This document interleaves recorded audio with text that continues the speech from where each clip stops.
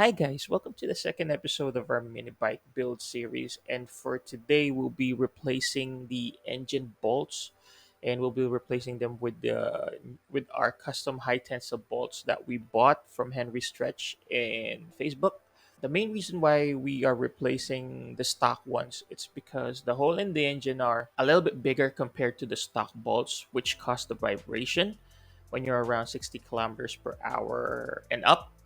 So the ones that we have here does have custom washers and custom lock nut so that it will lessen the vibration. We need as well common tools that we have, primarily a 13, a 10, 12, and an 8 a socket to remove some parts. A jack, we need one. I've added a piece of wood just to put it above the jack so that we can hold the engine once it's loosened up. As for the build, this will be part of the maintenance because we don't want a bike that vibrates everywhere and we want a bike that runs flawlessly. So let's start with the video. The first thing that I'll be removing is the trellis, which is held by three 8mm bolts each side. The main reason that I'll be doing this is because I want to clean the chassis and I want to have a better access with the bolts underneath it as well so that I can remove the air filter and the carburetor later once we need to have the engine down.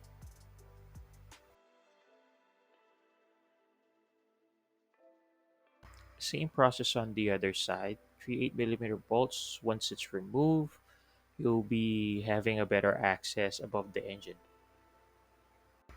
To have access on the lower engine bolt, we need to remove the driver and passenger step nut. After that, we'll be removing the sprocket cover, the chain cover, and you'll see it in there. That's where the lower engine bolt is located. You might find the bolts holding the step nut too tight or a little bit stubborn. So, as you can see in the video, I'm using a T wrench that we use in our cars so that I can have more leverage when it comes to removing it. So, if you're having a problem, you might want to use a breaker bar or something like this that will give you more leverage. Then 10mm bolt each side.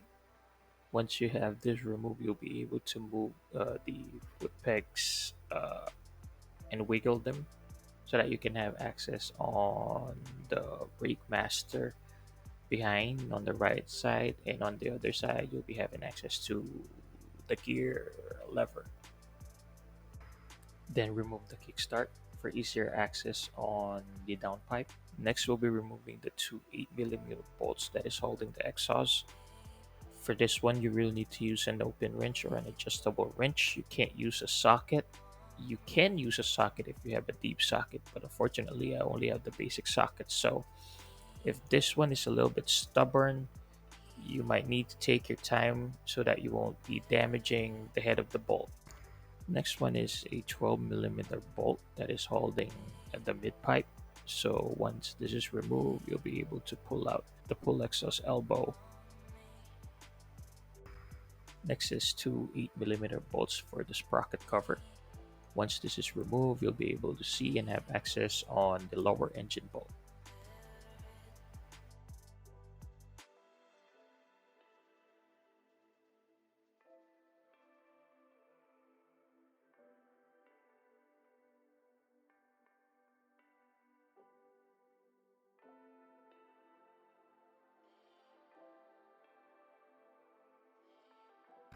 Then two 12mm bolts each side to remove the air filter box.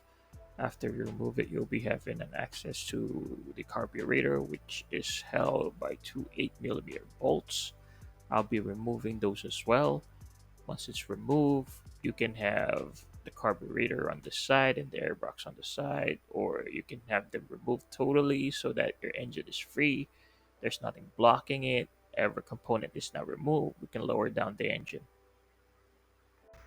Unfortunately, my camera died. As you can see on the video, we started it around afternoon. We ended up late at night.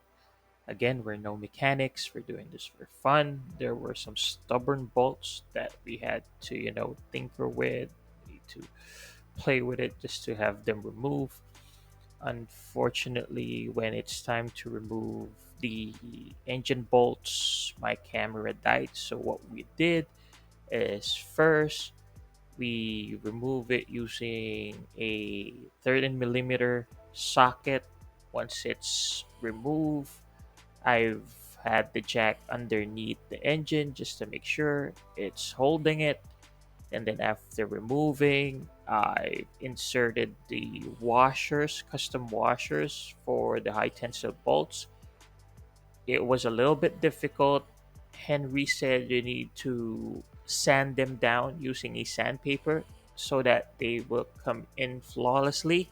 Unfortunately, I didn't know that while I was doing it. So what I did is I inserted the washers, and then I've inserted the bolt and then tightened them, making the washers force inside.